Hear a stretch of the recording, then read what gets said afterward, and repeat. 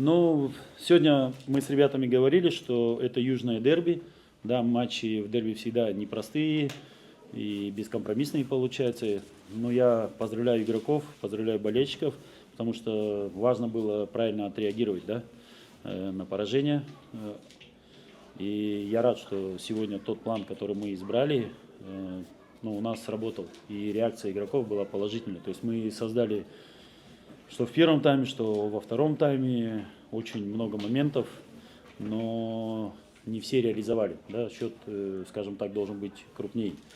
Ну, понятно, что Туран больше играл вторым номером, и атаки быстрее у них получались, но мы к этому готовились, да. Да, мы пытались, скажем так, внедрить схему 4-3-3, да, 4-2-3-1 пробовали мы.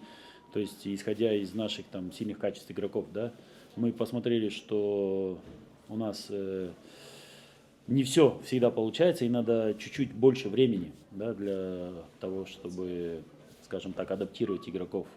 Но у нас сейчас очень мало времени.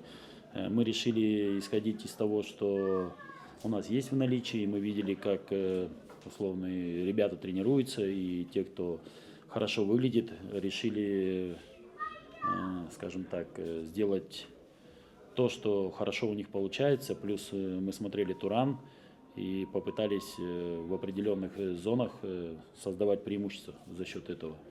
Плюс вы видели, там, я рад за отдельных игроков, например, там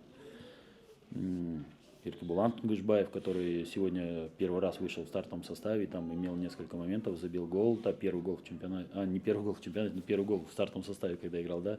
Я рад за Бату, который забил сегодня первый гол. То есть мы движемся, но для каких-то вещей нужно чуть больше времени, да.